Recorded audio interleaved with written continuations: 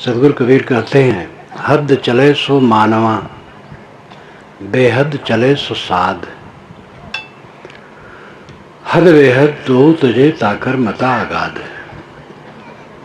जो हद चलता है वो मानव है, जो बेहद चलता है वो साधु है। जो हद बेहद से ऊपर उठ जाता है उसका मत अगाध है। संसार में 3 श्रेणी के लोग होते हैं, गृहस्थ, विरक्त और गुणातीत। गृहस्थ सर्वाधिक होते हैं, विरक्त थोड़े होते हैं और गुणातीत तो बहुत ही कम होते हैं। इन तीनों पर सद्गुरु का यहाँ निर्देश है। हद चले सो मानवा, गृहस्थी मर्यादा के अनुसार चले वो मनुष्य है, और जो गृहस्थी को छोड़ करके विरक्त हो गया वह बेहद हो गया। हद चले सो मानवा, गृहस्थी मर्यादा के अनुसार चले वो सामान्य मनुष्य है, और बेहद चले वो साधु है। गृहस्थी छोड़ करके बाहर हो गया तो बेहद हो गया, और जो हद बेहद दोनों से ऊपर उठ गया उसका मत अगाध है। गृहस्थी में सब पैदा होते हैं और गृहस्थी से ही बेहद और उन दोनों से ऊपर जाने वाले होते हैं। इसलिए गृहस्थी सभी आश्रमों की माँ है। अगर यहाँ का सुधार हो जाए तो सबका सुधार हो जाएगा। पूरे संसार का सुधार नहीं होता है, व्यक्ति का सुधार होता है। समाज सुधार का अर्थ होता है व्यक्ति का सुधार। एक एक व्यक्ति ही समाज बनता है। समाज कोई चीज नहीं है, व्यक्ति चीज है। एक एक व्यक्ति सुधरा वही समाज सुधार है। गृहस्थी कहते हैं, गृहस्थ कहते हैं जो घर में रहे। गृहस्थ शब्द का अर्थ होता है गृहस्थ। 2 पद से गृहस्थ शब्द बनता है। गृह नाम घर, अस्थ नाम स्थित। घर में रहने वाला गृहस्थ कहलाता है। साधु भी घर में रहते हैं, उनके घर का नाम आश्रम है। इसलिए गृहस्थ का अर्थ है विवाह बंधन में बंध करके रहने वाला। यास्क मुनि हुए हैं आज से 2800 वर्ष पूर्व। उन्होंने वेदों पर निरुक्त लिखा है। अपने निरुक्त में उन्होंने 22 निरुक्तकारों की चर्चा की है, लेकिन उनके निरुक्त मिलते नहीं, यास्क का केवल मिलता है। वेदों को समझने के लिए यास्क मुनि का निरुक्त बहुत महत्वपूर्ण है। उन्होंने गृह का अर्थ किया है जो पकड़ ले, बड़ा मनोरंजक अर्थ किया। गृह जो पकड़ ले, और जितना ला करके धरो घर में कम लगे वो गृहस्थ है। 1 लाख की इच्छा है, 1 लाख मिल गया, अब 2 लाख की इच्छा। 2 लाख मिल गया तो 4 लाख की इच्छा। जितना ला के घर में धरो कम लगे वो गृह। एक मजाकी ढंग से जो लोगों की धारणा है उसके अनुसार उन्होंने इसकी परिभाषा की है। संतोष जिसके मन में है वो सदा सुखी है। गृहस्थी में पति पत्नी मुख्य हैं। पति और पत्नी प्रेम से रहें तो गृहस्थी का मंगल है। 3 पीढ़ियों का उद्धार होता है। पति पत्नी अगर प्रेम से हैं तो बुजुर्गों की सेवा होती है जो घर में है, और बच्चे जो जन्म लेते हैं उनको अच्छे संस्कार मिलते हैं। पति पत्नी लड़ रहे हैं बात बात में तो बुजुर्गों की सेवा नहीं होती है और बच्चों को अच्छे संस्कार नहीं होते हैं। एक घर में 2 बच्चे एक कमरे में पढ़ रहे थे और दूसरे कमरे में पति पत्नी लड़ रहे थे। बच्चे छोटे छोटे थे। बच्चे जब उग गए तो उन्होंने कहा, पापा आप लोग बहुत हल्ला करते, हम लोग कैसे पढ़ें। अब पापा का क्या मूल्य रह गया। बच्चे हल्ला करें तो माँ बाप कहें बेटा बोलो मत, चला। माँ बाप ही हल्ला कर रहे हैं। पति पत्नी परस्पर प्रेम से रहें।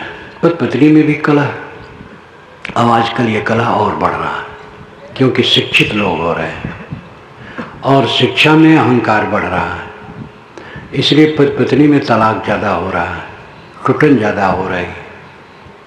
इसको संभालना चाहिए।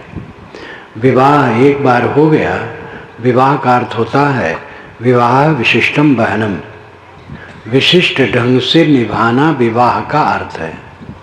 पति को पत्नी, पत्नी को पति ठीक ढंग से निभाए, ये विवाह है। इसलिए दोनों प्रेम से रहें। कितनी देवियां हैं अपने पति के सामने ही बहुत कटु वचन करती, तुम्हारी कमाई में आग लगी है, हमारे माँ बाप ने हमारा सिर काट करके तुम्हारे घर रूपी कुएं में डाल दिया, हमारी सखियों को ऐसे ऐसे आभूषण मिले, तुम्हें अटता ही नहीं है। ऐसे शब्द कहना क्या पत्नी का लक्षण है? अगर गहना ही से प्रेम है तो पिता से कह देना था कि पिताजी गहना लाओ, उसी से हम शादी कर लें। पुरुष से शादी करने की क्या जरूरत है? पत्नी के लिए पति धन है और पति के लिए पत्नी धन है। दोनों दोनों को धन समझें और दोनों प्रेम से रहें। गहना और आभूषण इसकी कोई जरूरत नहीं है। इन देवियों को जेल का साज सदा से मिला है, उसी जेल खाने में रहना चाहती हैं। हाथ में हथकड़ी, पैर में बेड़ी, गले में तौंक, जेल में होता है। हाथ में हथकड़ी डाल देते हैं, पैर में घड़ी और गले में तौंक। ये सब आभूषण क्या है जंजाल के सिवा? थोड़े से सोना चांदी के लिए नाक कान सब छदा डालती हैं देवियाँ। इसलिए आभूषण से प्रेम न करो, प्रेम मनुष्य करो। पति पत्नी में पारस्परिक सुंदर प्रेम होना चाहिए। अंडा मांस मछली से सदैव दूर रहो। सब प्रकार के नशा का त्याग करो। गुड़ाखू का सेवन बिल्कुल न करो। गुटखा, गुड़ाखू, पान पराग, क्या क्या सब बकवास। देवियां इसके लिए बहुत पवित्र हैं, ये नशा से दूर हैं, लेकिन कुछ देवियां गुड़ाखू का सेवन करने लग गई हैं। और ऐसी भी हैं देवियां कि जो गुटखा भी खाती हैं। ये सब विकास नहीं है, विनाश है। नशा का सर्वथा त्याग, माँ बाप का आदर। आजकल लड़की का पिता अपने दामाद को प्रेरित करता है कि तुम मेरी लड़की को लेकर के अलग रहो माता पिता से। और अगर उन्हीं का लड़का ससुराल परस्त हो जाए तो उनको दुख होगा। ये बहुत कुलक्षण है। जिस माँ बाप ने पैदा किया, पाला पोसा, उनकी सेवा न करे, अलग हो जाए, बहुत बड़ा बुरा भाव है। ये समझ लो, जन धन है, धन धन नहीं है। आपके परिवार में जन धन है। जन का मतलब प्राणी। आपके परिवार में जितने प्राणी हैं वे धन हैं, उनसे प्रेम करो। धन से प्रेम करोगे तो जन से बैर करोगे। कौरव पांडवों ने धन को धन माना तो आपस में कट के मर गए। श्री राम और भरत ने धन को धन नहीं माना, जन को धन माना। भरत ने राम को, राम ने भरत को धन माना, तो उनमें प्रेम बना रहा। और अयोध्या का राज गेंद की तरह हो गया। उन्होंने उछाल दिया, उन्होंने उछाल दिया। ये ऊंचा आदर्श है। भक्ति के मार्ग में प्रवेश करो। जितने गृहस्थ हैं सबको भक्ति मार्ग में लगना चाहिए। रोज ज्ञान के ग्रंथ पढ़ें,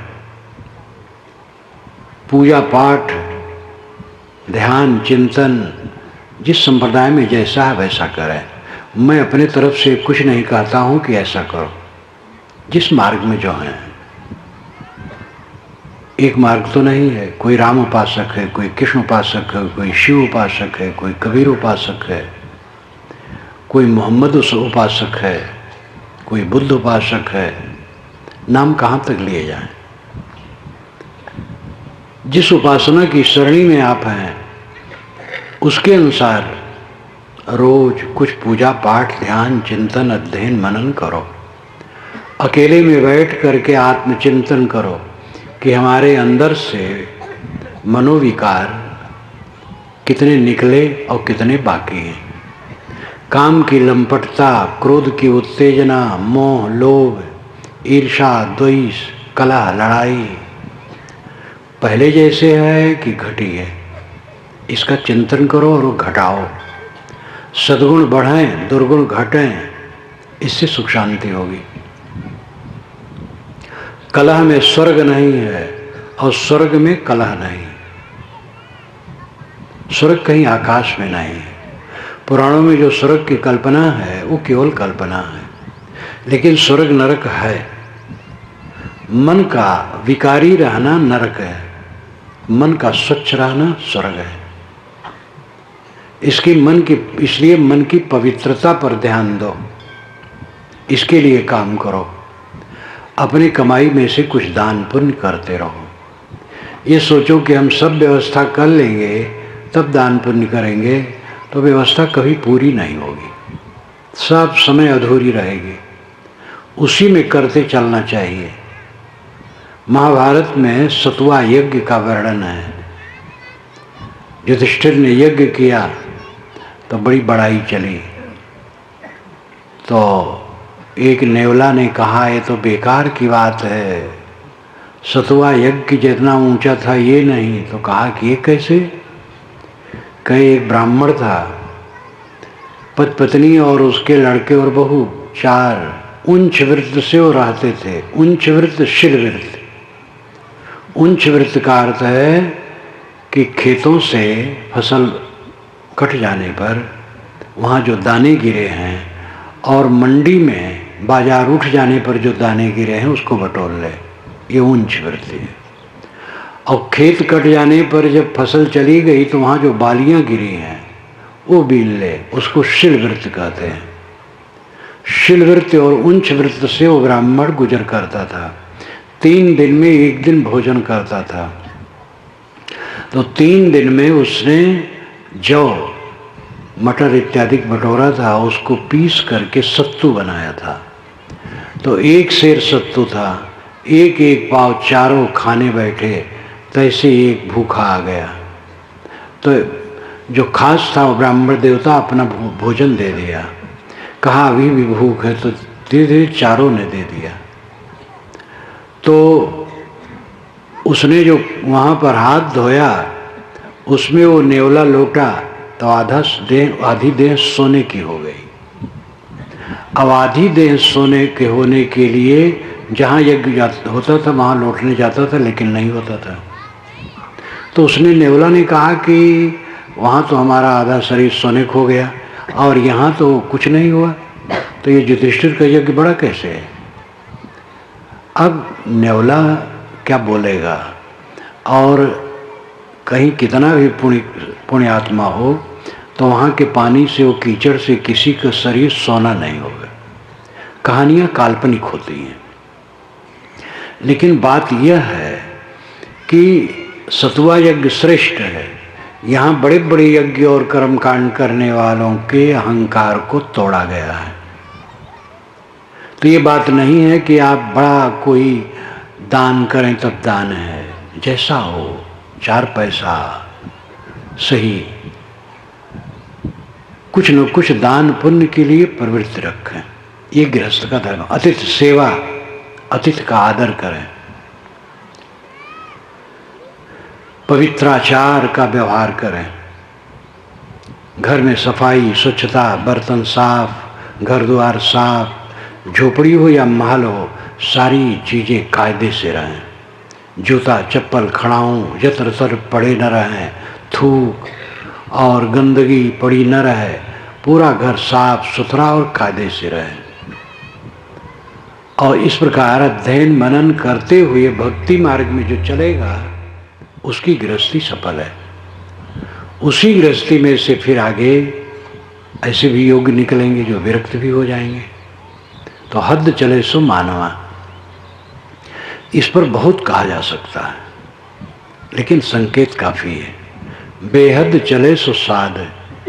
जो गृहस्थी छोड़ के विरक्त हो जाए वो साधु है। जो विरक्त हो उसको सही विरक्त होना चाहिए।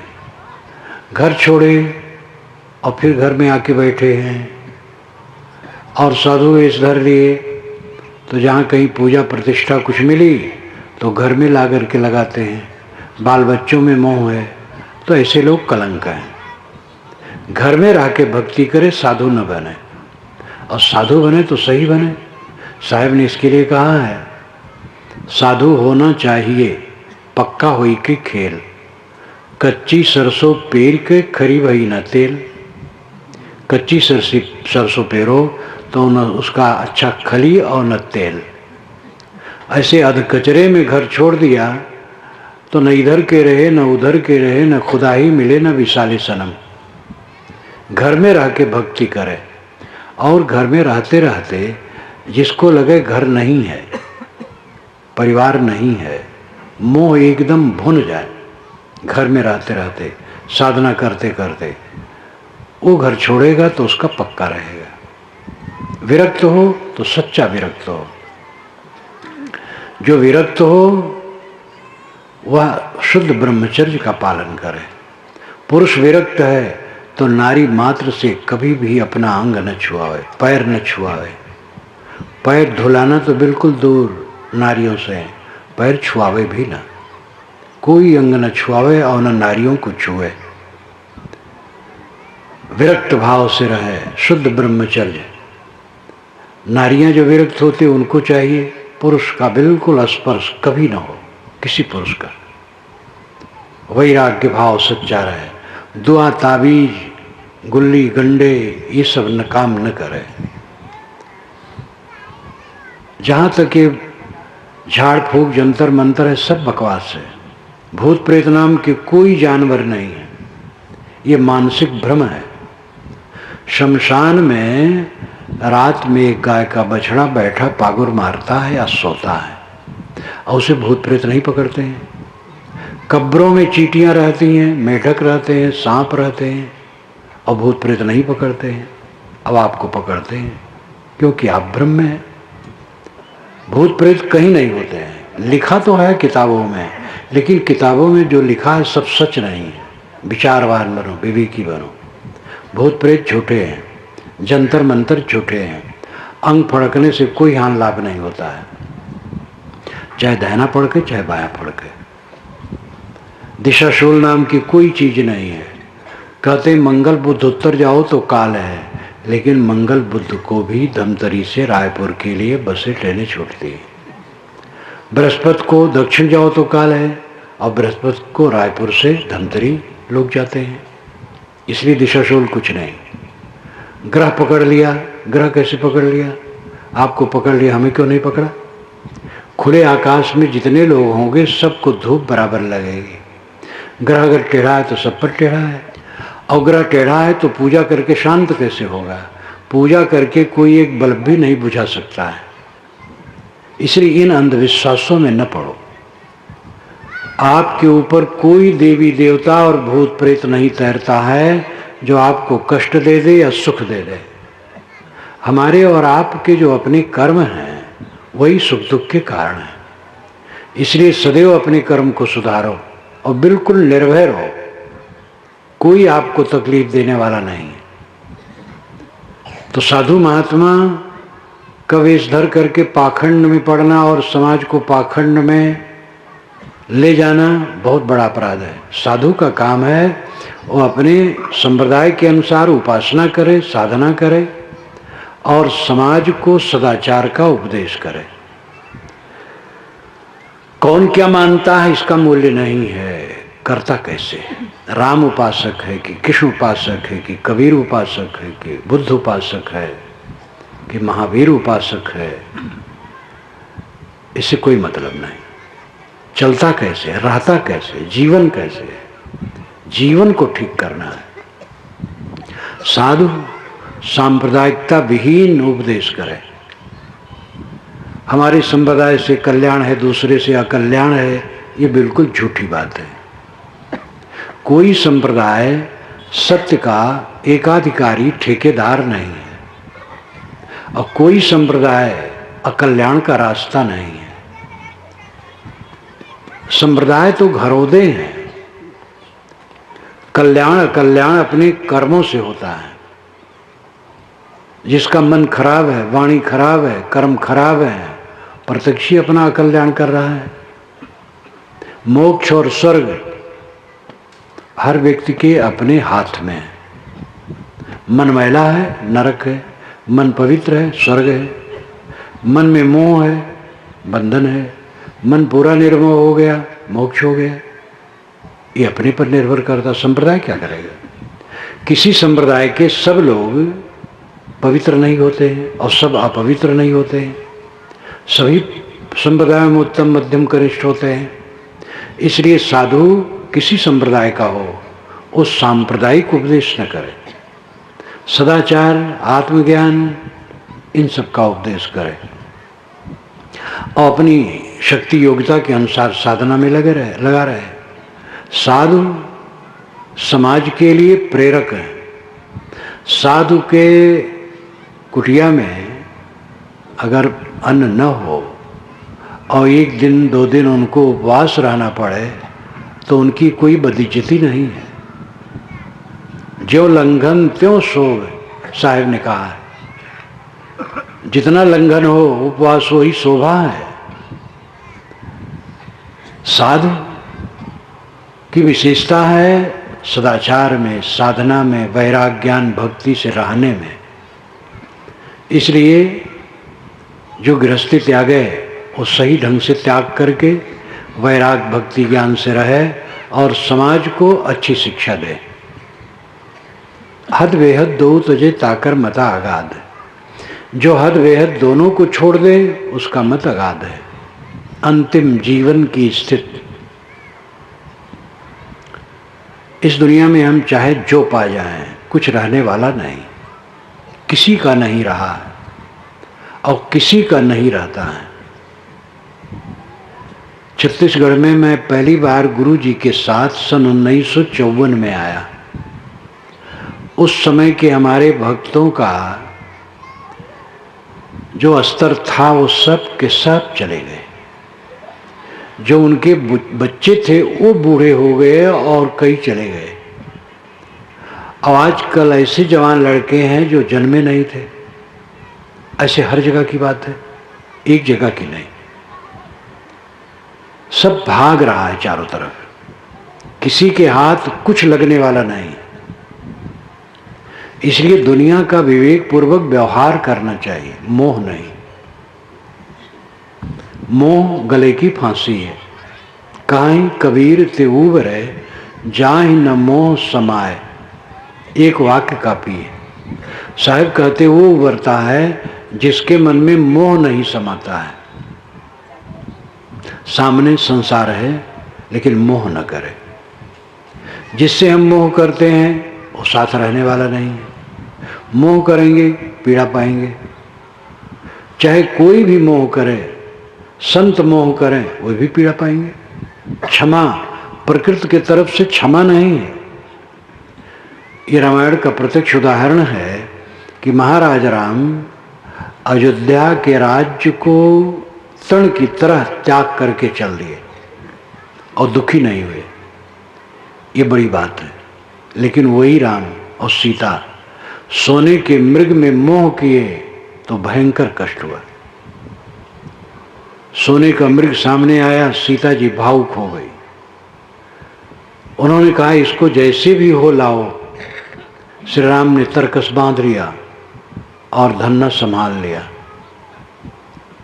लक्ष्मण ने कहा भैया सोने का मृग कहीं नहीं होता है, इसमें कुछ धोखा है। उन्होंने कहा नहीं, सीता का बहुत मन है, इसको मार के या जिंदा ही लाना है। और तुरंत विपत्ति आई।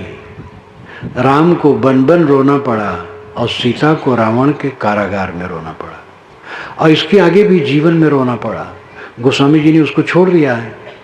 राम का राज्य करा के, ज्ञान भक्ति का उपदेश करा के मानस समाप्त कर दिया। लेकिन वाल्मीकि रामायण देखो, सीता का निर्वासन होता है। अयोध्या के लोग ताना मारते हैं।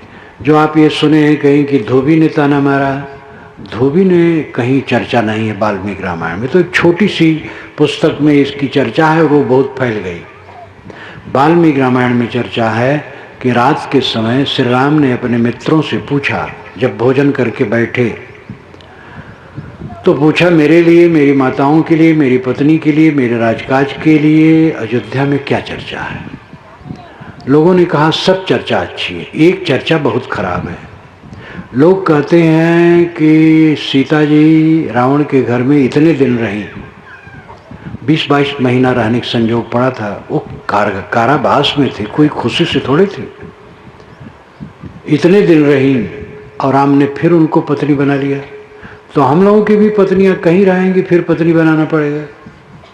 ये बात सुन करके राम को जैसे सांप छू जाए, बड़ा कष्ट हुआ और सबको उन्होंने विदा कर दिया। लक्ष्मण को बुलाया, भरत को, शत्रुघ्न को, और कहा देखो जो मैं कहने जा रहा हूं तुम लोग कुछ उज्र नहीं कर सकते हो। लक्ष्मण, सीता के नाते बड़ा अपवाद हमारा हो रहा है।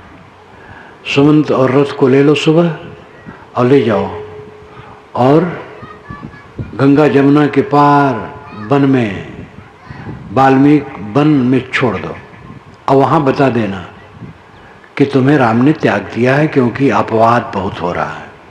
सीता कहती थी कि वन में जा करके ऋषियों के आश्रम में एक रात रहना है और ऋषि पत्नियों को कुछ देना है, तो बता दो, वही करके जा रहे हैं। और कोई कुछ नहीं बोलता है। सुबह गए, जो हुआ आप जानते हैं। तो जीवन भर रोना हुआ और दुख हुआ। एक सोने के मृग के पीछे जीवन भर दुख हुआ। ये भी आप मानस में सुनते हैं, पढ़े हैं कि ये तो लीला थी।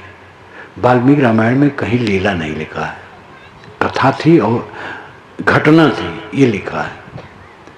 तो वेदव्यास ने भी महाभारत में कहा, असंभवे हेममय जंतोष तथापि रामो लुलभे मृगाय प्रायः समासन्न पराभवाणाम धियो विपर्यस तत्रा भवन्ति। सोने का मृग होना असंभव है, इतने पर भी राम जैसे महापुरुष सोने के मृग में लोभा गए। सच है, जब पतन का दिन आता है तो बुद्धि बिगड़ जाती है। ये वेदव्यास जी ने कहा महाभारत में। तो कोई कितना बड़ा हो, अगर गलत करेगा तो दुख पाएगा। यहाँ प्रकृति में क्षमा नाम की कोई चीज नहीं है। जो करो सो भरो। जो पुराणों में कह दिया गया है कि ये नाम लेने से पाप कट जाता है, ये मंत्र पढ़ने से पाप कट जाता है, वो सब धोखा है। आज के महात्मा नामधारी भी ऐसा कहते हैं, इतना मंत्र जपो ये पाप कट जाए, इतना मंत्र जपो ये पाप कट जाए। सब धोखा है। कोई पापों पर ऐसा कटता नहीं। पाप छोड़ने से पाप कटता है। 18 पुराण और महाभारत इन 19 जिल्दों से छांटे जाएं तो करीब 40,000 श्लोक निकलेंगे जो इस प्रकार के हैं, दिमाग खराब करने वाले।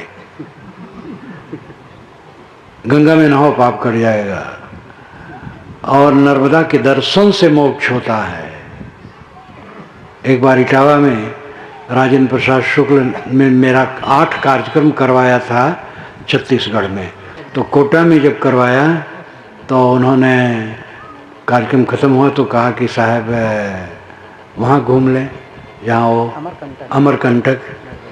मैंने कहा ठीक है भाई, कहीं हम गाड़ी भेज देंगे, लोगों को भेज देंगे, घुमा लाएंगे जरा। और वहाँ साहब नर्मदा की शुरुआत है जिसके दर्शन से मोक्ष होता है। तो मैंने कहा हाँ भाई, आप पंडित हैं, जो कहें आपके मुँह का शुभ है। वो भी हंसने लगे। मोक्ष ऐसा सस्ता नहीं है और मोक्ष महंगा भी नहीं है। मोह छोड़ दो उस मोक्ष। और मोह छोड़ने में क्या लगता है, आखिर छोड़ना पड़ेगा। एक कहावत बल्कि कहानी,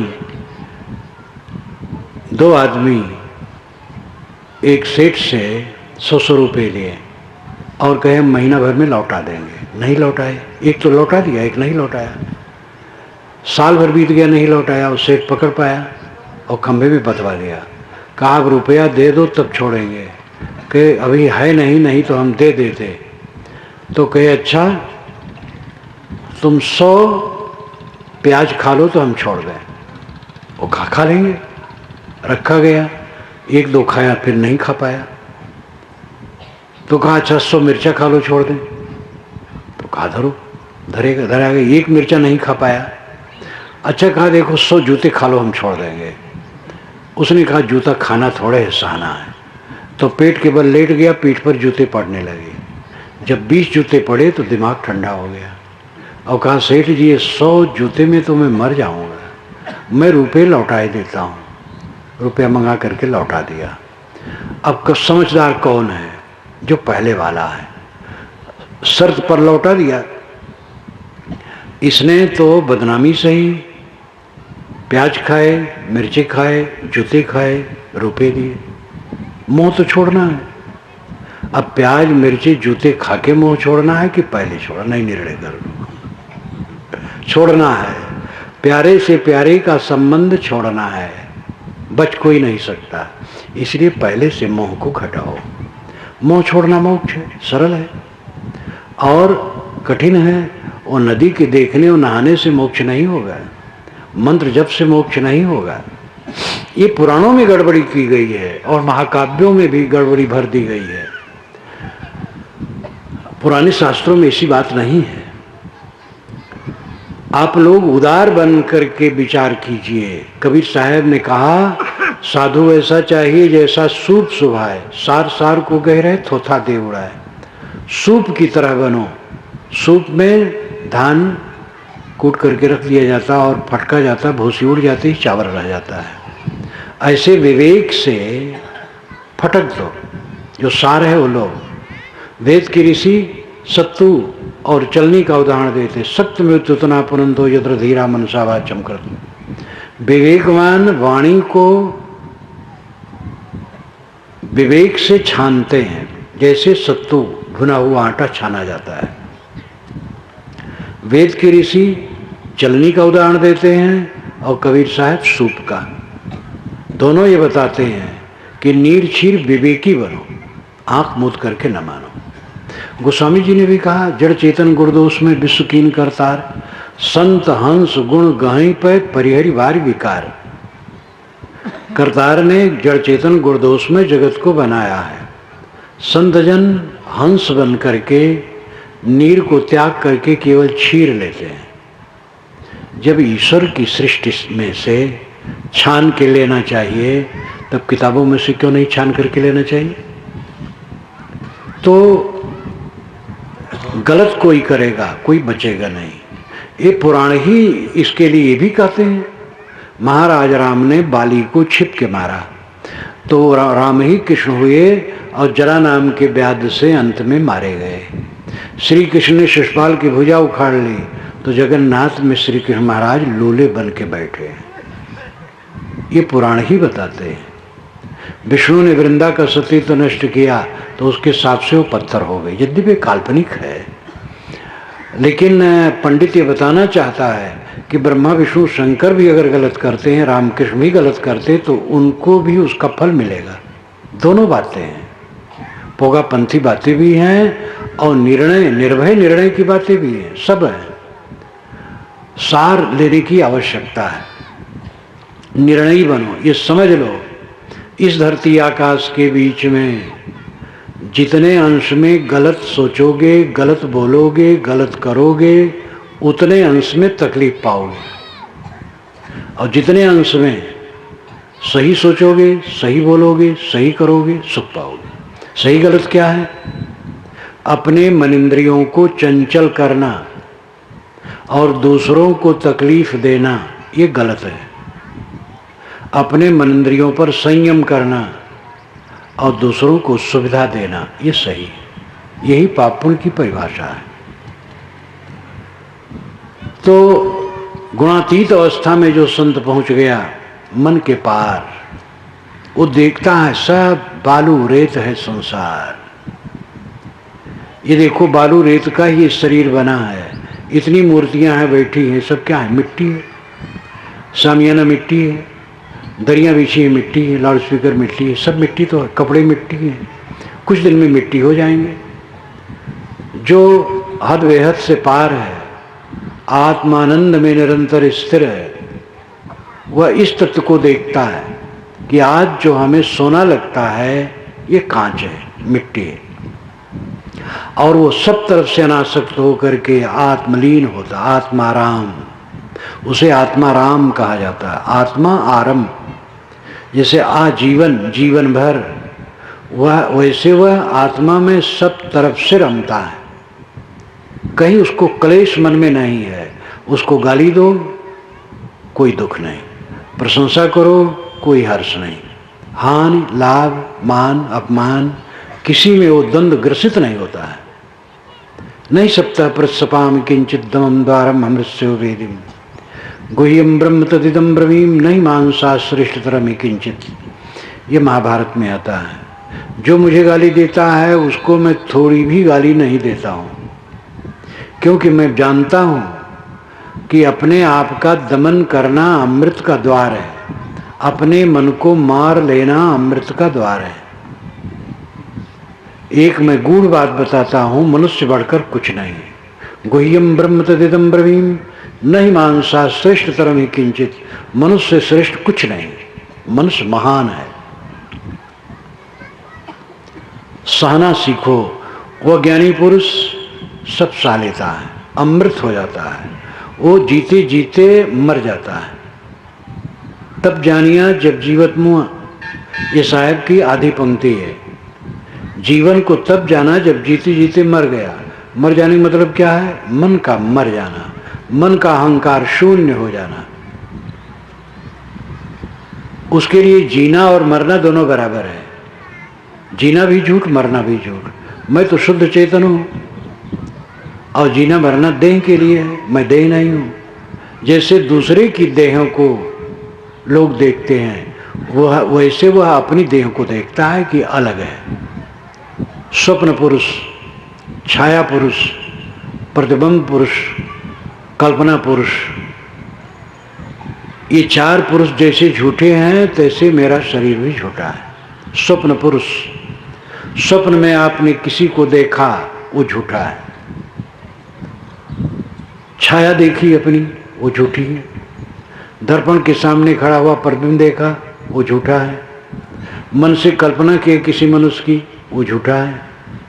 तो स्वप्न पुरुष, छाया पुरुष, प्रतिबिंब पुरुष, कल्पना पुरुष जैसे झूठे हैं तैसे वह अपनी मानी हुई देह को हर समय झूठा समझता है। व्यवहार जब तक है तब तक करना पड़ता है।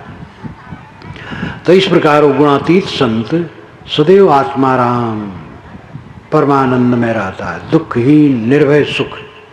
यही जीवन की सबसे बड़ी ऊंचाई है।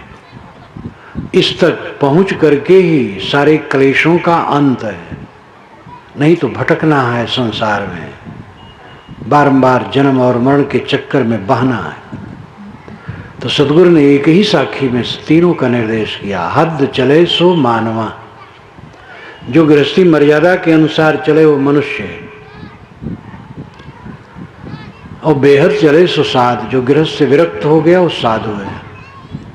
और जो गुणातीत हो गया, आत्मलीन निर्भय हानि लाभ से परे, वह हद बेहद से परे है। वह सबके पकड़ के बाहर है। उसका अनुभव उस दशा में पहुंच करके हो सकता है, बताया नहीं जा सकता है। एक माँ गर्भवती थी, पेट बड़ा था, तो उसकी छोटी बच्ची थी, वो जाने नहीं, तो कहे माता ये पेट क्यों बड़ा हो गया, ये पेट क्यों बड़ा हो गया। तो माता हंस के रह जाए, क्या बता उसको। जब लड़की बड़ी हुई, शादी हुई, ससुराल गई, आई, गर्भवती थी, तो माता ने कहा बेटी ये पेट क्यों बड़ा हो गया। तो माता, लड़की हंस के रह गई, माता और लड़की दोनों जान गए जो है सो। एक बात समझाने एक तरीका हुआ।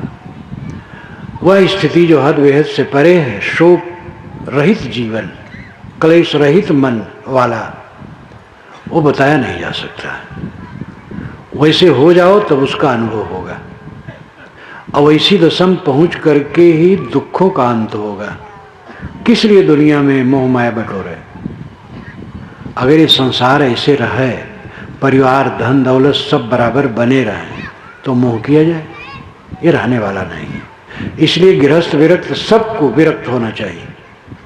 गृहस्थ हैं वो तो वैराग बन रहे, गृहस्थ भी अपने घर में रहते हुए परिवार की सेवा करते हुए मन से विरक्त रहे, क्योंकि अचानक यहाँ से उठ के जाना है। अपने मन को अनासक्त रखना सबका काम है, इसी से कल्याण होगा। बाहरी उपासनाएं भी इसी के लिए हैं। गोस्वामी जी ने कहा, बाद विरत बिनु ब्रह्म विचारो, बाद विरत बिनु ब्रह्म विचारो। विरक्त के बिना ब्रह्म विचार व्यर्थ है।